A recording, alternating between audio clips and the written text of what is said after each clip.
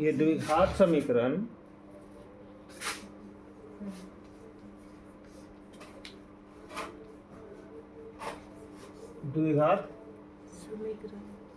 समीकरण लेसन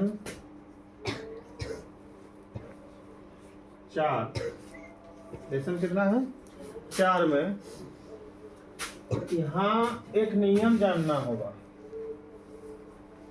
मूलों के अस्तित्व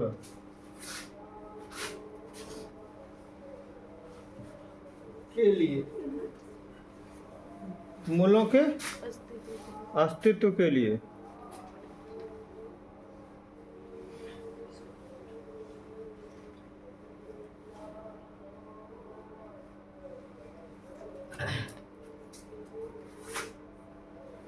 मूलों के अस्तित्व के लिए ये जानना है। एक बार इको बनाएगा उसके बाद देखो हिसाब। हाँ, ये जानना है, क्या जानना है? अगर B square minus 4ac is greater than 0 या बी स्क्वायर माइनस 4ac 0 से अगर बड़ा होगा तो दो भिन्न मूल प्राप्त होंगे। दो भिन्न मूल प्राप्त होता है, ठीक है। ध्यान देना, ये तो d इक्वल टू है ना बी स्क्वायर माइनस 4ac। अगर याद देते हैं एक ठो में d ग्रेटर देन 0, d का मान बी स्क्वायर माइनस 4ac होता है। d अगर 0 से बड़ा हो तो उसका मूल प्राप्त होगा। क्या वो प्राप्त होगा? 2 को प्राप्त होगा। कैसा प्राप्त होगा? भिन्न। भिन्न माने क्या होता है? अलग अलग 2 को भिन्न 2 को मूल प्राप्त होगा, ठीक है। दूसरा है अगर B square minus 4ac equal to 0 या d बराबर 0 हो तो दो समान मूल प्राप्त होंगे। दो समान मूल प्राप्त होता है। इस चीज को समझो। अगर बी स्क्वायर माइनस 4ac या d बराबर 0 हो तो क्या होगा? 2 को मूल प्राप्त होगा। मान के को निकलेगा? 2 को, लेकिन दोनों क्या होगा? समान होगा। एक ही निकलेगा, √3 1/2 1/2 1 1 जो भी निकलेगा दोनों बराबर निकलेगा, ठीक है।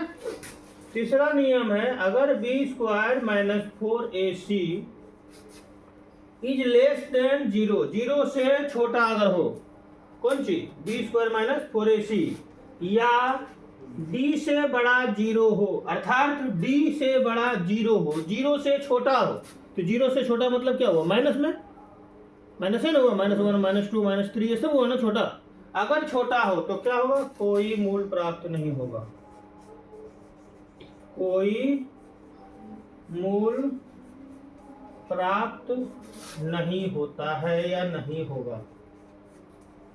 नहीं होता है। इस चीज को समझ में आया?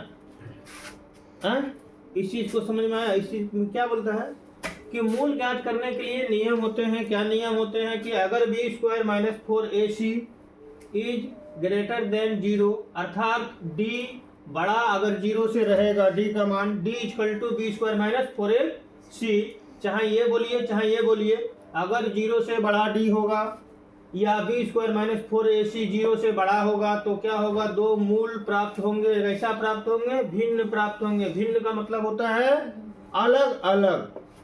कैसा? अलग अलग प्राप्त होगा। और अगर B square minus 4ac equal to 0 या d बराबर 0 निकलता है तो दो समान मूल प्राप्त होगा। समान का मतलब क्या होगा? बराबर बराबर, ठीक है। और B square minus 4ac is less than 0, less माने क्या हो गया? कम। मतलब 0 से अगर कम होगा या d से कम हो, d 0 से कम होगा, d 0 से कम होगा तो कोई भी मूल प्राप्त नहीं होगा, ठीक है। तो इससे क्या होगा? कोई भी मूल